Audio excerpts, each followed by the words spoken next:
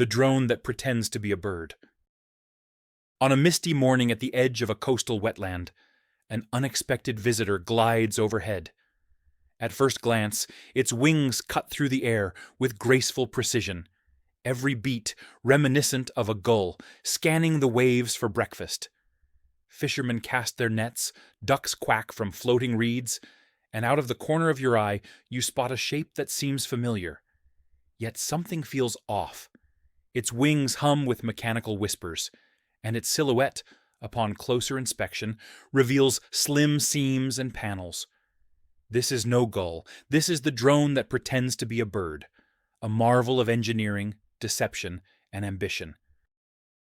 In the decades since the first prototypes took flight, these avian mimicking drones have shifted from curious research projects into sophisticated tools. They patrol borders, observe wildlife without disturbance, and even participate in art installations. But beneath their soft feathers and fluttering wings lie complex histories, technical triumphs, ethical quandaries, and personal stories of inventors, operators, and unsuspecting witnesses. Long before unmanned aerial vehicles soared above battlefields, humans relied on birds to carry messages. The ancient Persians bred homing pigeons as early as 300 BCE, strapping small tubes to their tiny legs. During World War I, British aviators strapped cameras to pigeons, producing grainy reconnaissance photographs of enemy trenches. One famous pigeon, Cher Ami, delivered crucial dispatches despite a wounded leg, earning a medal for valor. Yet, the dream of an artificial bird took shape much later. In the 19th century, ornithopter conceptions by pioneers like Sir George Cayley outlined wing-flapping machines. His sketches depicted rigid frames and movable surfaces meant to mimic avian flight. These early designs languished due to materials and power limitations. It wasn't until the late 20th century, when lightweight composites, compact batteries, and microelectronics advanced rapidly, that the notion of a true robotic bird regained momentum. In the 1980s, engineers at MIT built the first radio-controlled ornithopter, a testbed with aluminum wings covered in mylar film. It produced limited thrust, but proved wing flapping was possible. Later, in the 2000s, European research institutions funded projects like Festo's SmartBird, which achieved sustained flight with biomimetic flapping and turning mechanisms. Suddenly, what once was a curious sketchbook fantasy evolved into functional prototypes. By 2010, several defense and civilian agencies recognized the strategic advantage of a bird-like drone. Unlike quadcopters, whose rotors betray their mechanical origin, an ornithopter can slip through the sky unnoticed. Border Patrol units envisioned discreet surveillance. Conservationists imagined studying endangered birds without influencing their behavior. Artists saw an opportunity to blend nature and technology in public spaces. One seminal breakthrough occurred at DARPA's Micro-Aerial Vehicles program. Engineers collaborated with biologists to study wing kinematics of pigeons and gulls. High-speed cameras recorded flight patterns at 1,000 frames per second. They discovered that birds twist their wrist joints during the upstroke to reduce drag, then flex them for maximum lift on the downstroke. Mimicking this 3D deformation became the key challenge. A team at a California startup called Avian took these insights further. They combined carbon fiber spars with silicone rubber membranes, creating a flexible wing structure. Microservos embedded in the leading edge generated precise articulation. A 200-gram lithium polymer battery powered a brushless motor that twisted each wing bone through a geared linkage. The prototype, dubbed Skylark, weighed just 500 grams and could maintain a 3-hour flight at 30 km/h. At its core, the bird drone consists of 4 main subsystems. 1. Wing mechanism. Carbon fiber spars form the bones. Silicone membranes act as feathers, flexing with airflow.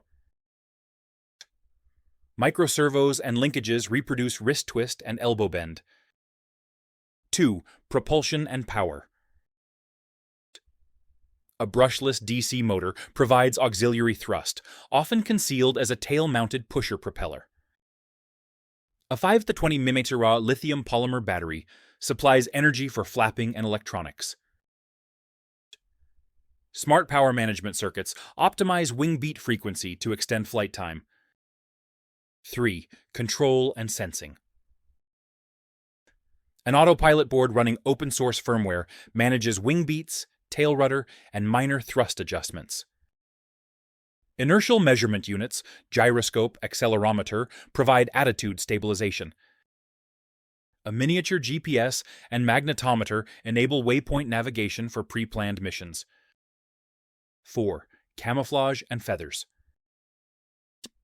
Synthetic goose or pigeon feathers attach to the wing membrane using water-resistant adhesives. Paint patterns mimic local bird species to deceive human and animal observers. Noise-dampening foam silences motor hum, ensuring only faint mechanical whispers. Every component must strike a balance between weight, durability, and authenticity. Too heavy, and the drone stalls. Too fragile, and a stiff breeze tears its membrane.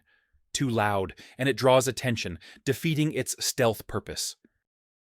Even the most elegant blueprints can falter in the open sky. In 2012, avian engineers gathered on a windswept salt flat.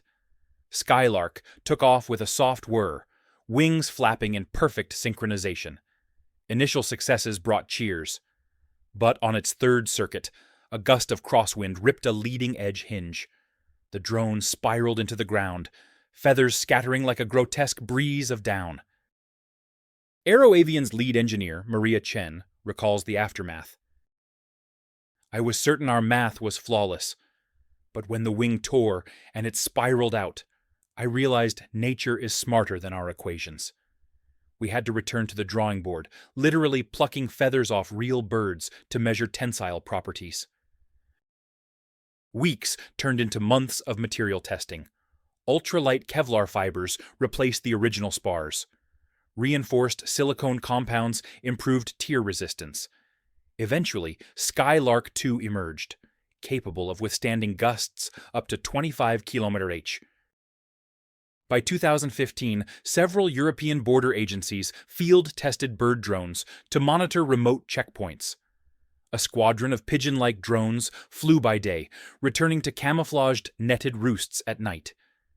They provided live video streams of suspect crossings without alerting smugglers. One Italian border guard confessed, "We saw usual patrol helicopters scare migrants away. But these bird drones let us watch without being seen. It's like nature itself was our ally." However, these operations raised privacy concerns.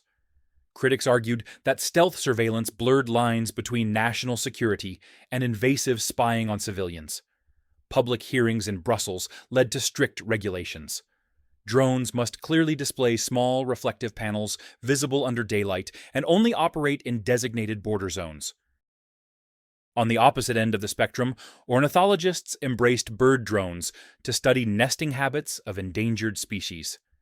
In the Arctic, drone seabirds hovered near cliff ledges, mapping nests of puffins without disturbing parent birds.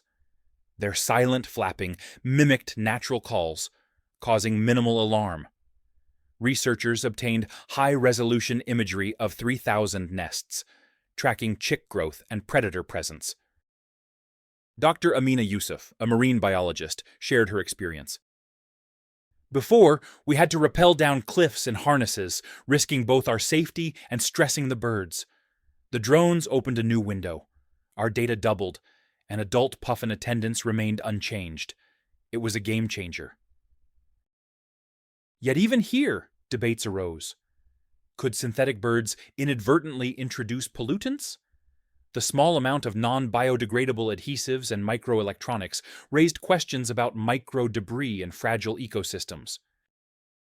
In autumn of 2017, I received an unexpected call from a friend, Lucas, who manages a coastal kayak tour company. He'd been photographing gulls for a time-lapse project when one bird caught his lens for days on end. The gull never shifted its flight pattern.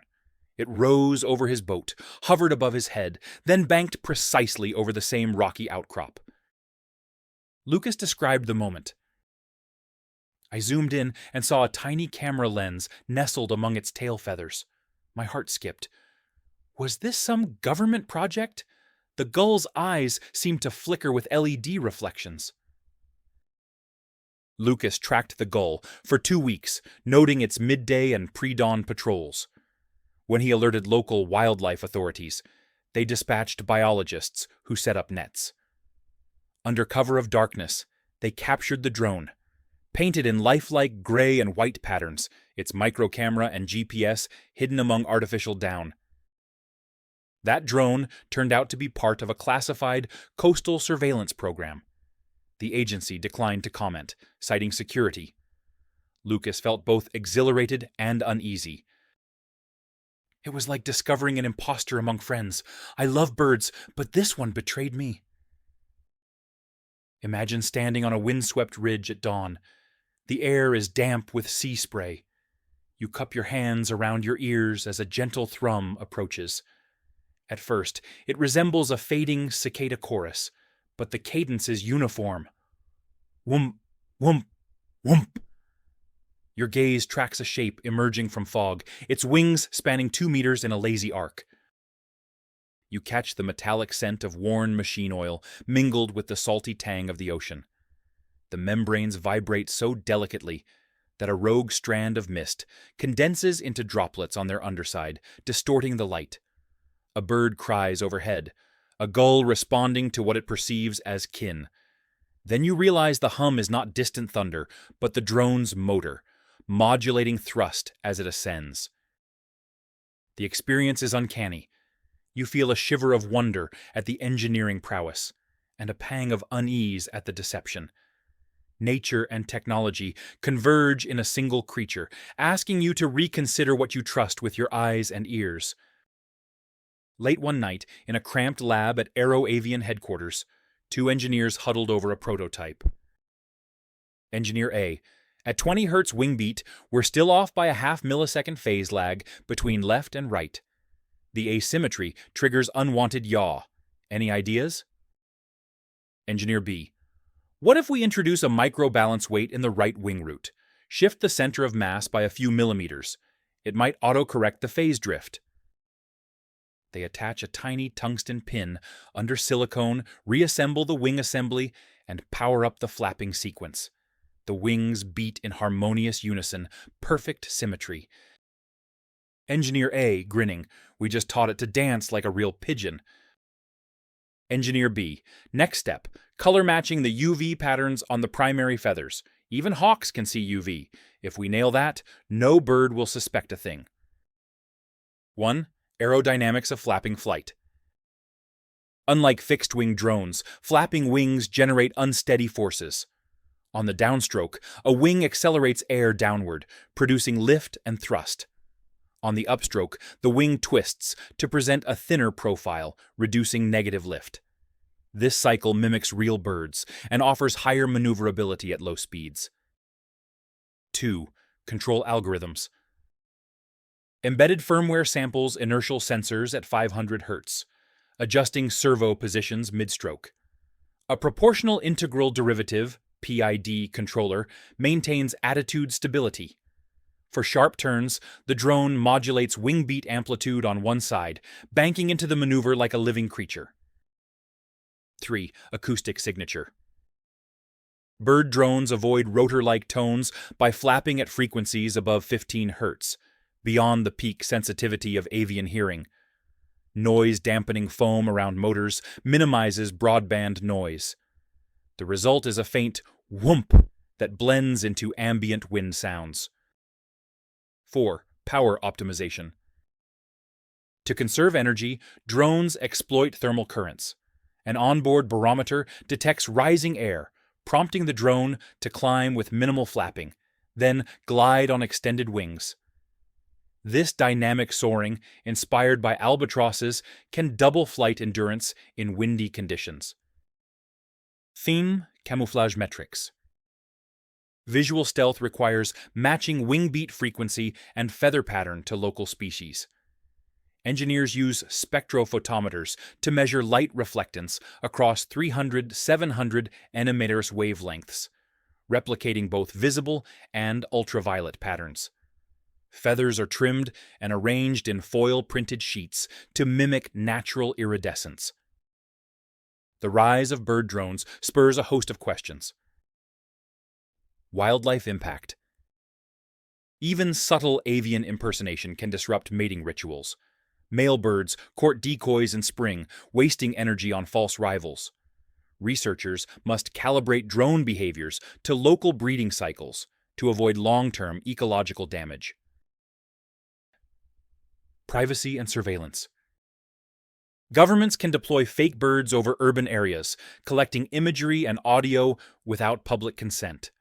Legislation struggles to keep pace with such covert capabilities.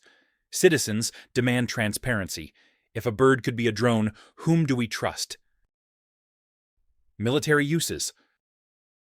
In conflict zones, combatants have weaponized bird drones for targeted reconnaissance. One documented case in 2019 involved a pneumatic dart launcher mounted on an ornithopter near the Syrian border, lethal payloads cloaked in innocent plumage. Cultural reflections. The symbolism of birds as messengers, omens, or symbols of freedom collides with this artificial intrusion. Poets question whether a sky full of mechanical gulls erodes the poetry of dawn. Philosophers debate if nature can be faked, what remains real? When I first flew a pigeon drone at a reserve outside Prague, I felt a thrill at its lifelike turns and silent approach. But as I watched real birds abandon their morning chorus, alerted by my creation, I felt guilt. I realized that deception, even for scientific gain, carries consequences. I began to see our machines as invasive species, capable of altering behaviors in ways we barely understand. Yet, I also witnessed redemption. At a wildlife sanctuary in Ontario, volunteers used swan-like drones to guide lost cygnets back to waterways when their parents were trapped under ice. The drones became surrogate parents, leading them in gentle arcs until they rejoined their flock. In that moment, imitation served compassion. Researchers are now experimenting with soft robotic materials that self-heal punctures, and micro-energy harvesters that draw power from air pressure changes. Imagine a bird drone that perches on a branch, harvesting solar energy through feather-embedded photovoltaics, or one that buries by day and charges by night like bats. There are talks of open-source avian drone platforms, hobbyists sharing wing designs on GitHub, breeding drone species for art festivals and educational programs. Yet, with democratization comes risk. Enthusiasts might unwittingly terrify local wildlife, or border agencies might employ them without public oversight. The drone that pretends to be a bird occupies a liminal space between wonder and wariness. Its genesis is rooted in human fascination with flight, from Da Vinci's ornithopter sketches to modern biomimetic breakthroughs. Its anatomy combines carbon fiber, silicone membranes, microelectronics, and UAV autopilots. Its real-world applications span border surveillance, wildlife research, and search and rescue missions. And its consequences force us to re-examine our relationship with nature, technology, and truth. Next time you hear a gentle whoomp above and glimpse a silhouette against the sunrise, ask yourself, is that a gull returning to its nest, or an engineered wisp of deception? Are you witnessing the sublime beauty of nature, or the cold whisper of artificial ambition? Whether these feathered drones become guardians of fragile ecosystems or instruments of covert control, their flight reshapes our skies and our souls. As we push the boundaries of what machines can mimic, we must also examine the ethics that guide innovation. Only then can we ensure that the drone that pretends to be a bird remains a marvel of human ingenuity, not a specter of our own hubris. If this story stirred your imagination or raised new questions, subscribe for more deep dives into the unexpected intersections of technology and the natural world. Ring the bell so you never miss an unfolding mystery, and share this tale with friends who love to explore hidden frontiers. What do you think? Are bird drones our allies or our spies? Drop your thoughts, questions, and what-ifs in the comments below. Your voice shapes the conversation about tomorrow's skies.